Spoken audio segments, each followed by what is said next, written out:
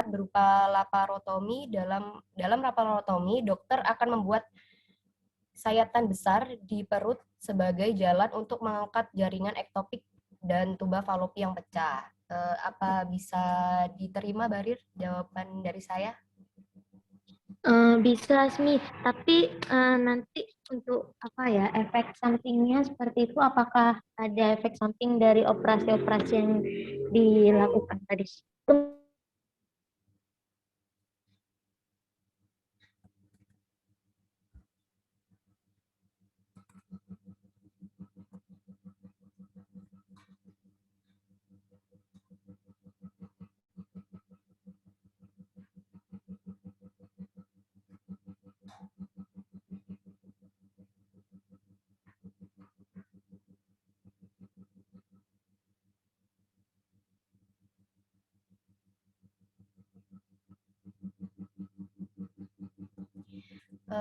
Untuk efek sampingnya mungkin jika pasien tidak menjaga kebersihannya pasti ada, baik itu infeksi ataupun yang lainnya. Mungkin karena uh, operasi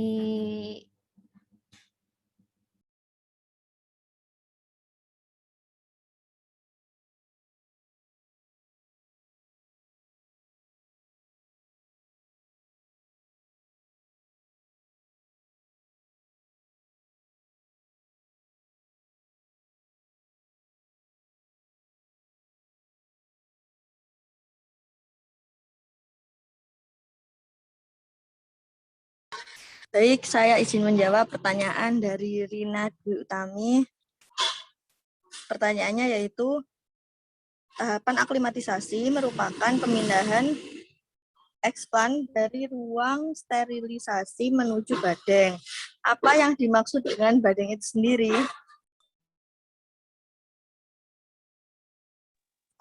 Badeng merupakan tanah yang sudah dipersiapkan sebagai tempat eksplan untuk tumbuh menjadi tanaman dewasa, dengan diawali melalui pemberian sungkup agar terhindar dari gangguan hama. Apakah sudah jelas, Rina? Iya, sudah jelas. Terima kasih, Jamiatul.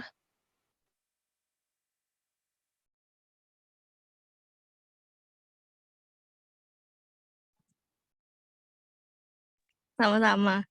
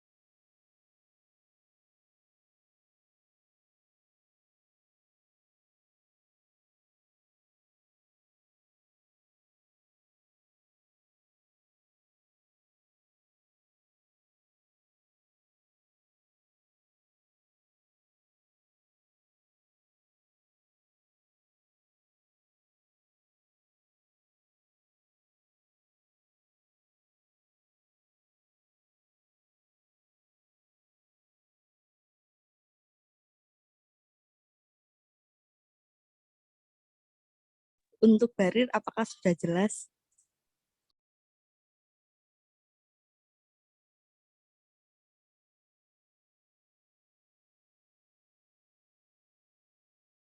Mohon maaf tadi terlewat dari sanggahan dari Barir, yaitu apakah terdapat efek samping dari pengobatan setelah proses kehamilan ektopik.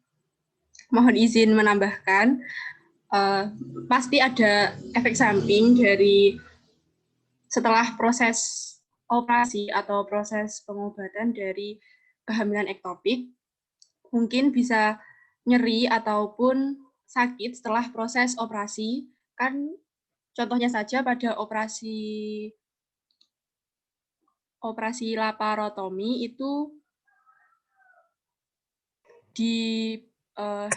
disayat sehingga menimbulkan lubang untuk mengangkat janin atau embrio dari kehamilan ektopik itu.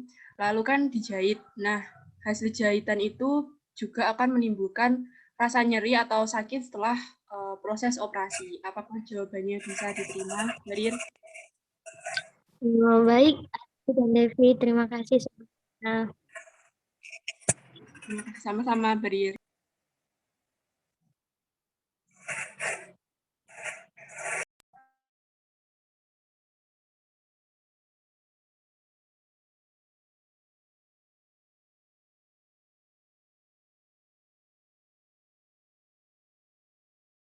Baik, di sini saya akan menjawab pertanyaan dari Faiza.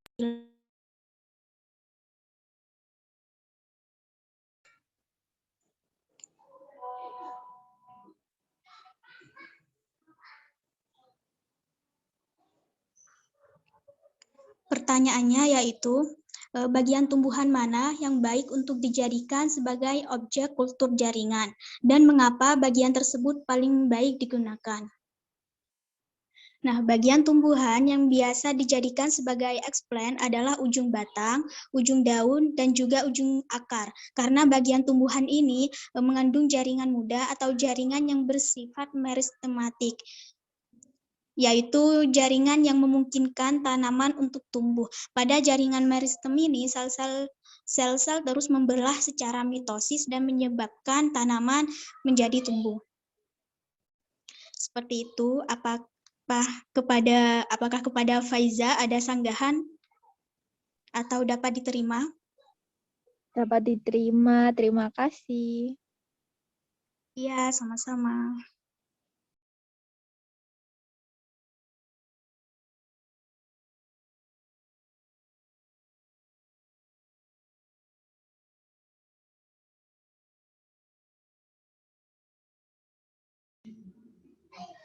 Baik, di sini saya akan menjawab pertanyaan dari Dewania Fariska. Tadi pertanyaannya, seperti yang dijelaskan pada PPT bahwa kelebihan dari program bayi tabung dapat menghasilkan anak yang lebih kuat dan kebal dari serangan penyakit.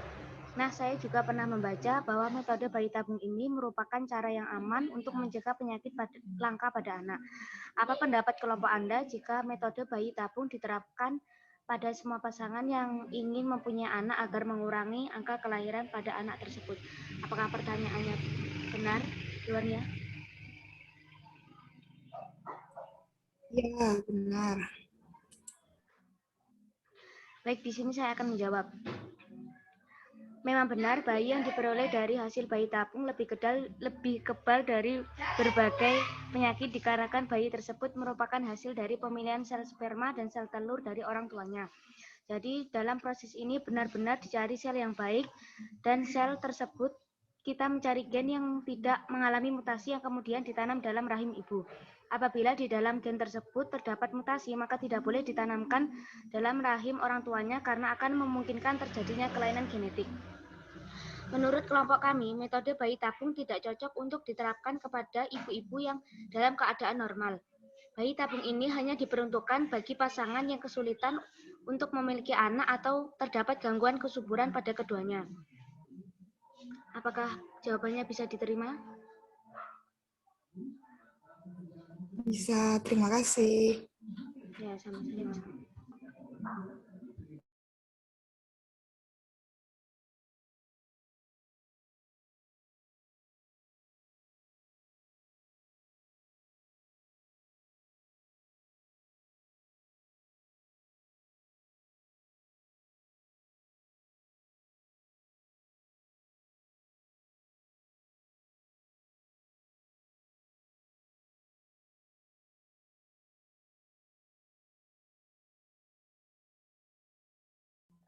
Baiklah, saya akan menjawab pertanyaan dari Widya. Metode bayi tabung akan menghasilkan anak yang lebih kuat dan kebal dari serangan penyakit. Apakah hal tersebut berarti bayi tabung selalu lahir normal dan tidak ada kemungkinan cacat? Pada proses bayi tabung memang benar menghasilkan bayi yang lebih kuat dan kebal. Tetapi tidak semua bayi tabung akan lahir normal. Sesuai bertambahnya usia wanita atau ibu, dapat menurunkan peluang keberhasilan program bayi tabung dan beresiko menimbulkan kelainan kromosom pada janin, berat badan berlebih, dan gaya hidup tidak sehat seperti kebiasaan merokok dan mengonsumsi minuman beralkohol juga beresiko menurunkan peluang keberhasilan bayi tabung. Kemungkinan untuk cacat atau tidak normal tetap ada, karena program bayi tabung masih memiliki beberapa kelemahan dan ada beberapa resiko lain dari prosedur bayi tabung, yaitu resiko keguguran, kehamilan kembar jika embrio yang ditanamkan ke dalam rahim lebih dari satu, kelahiran prematur dan bayi berat, lahir rendah, kehamilan ektopik atau di luar rahim, bayi lahir dengan cacat fisik, stres karena prosedur bayi tabung dapat menguras tenaga, emosi, dan keuangan. Begitu Widya, paham? Baik, terima kasih atas jawabannya.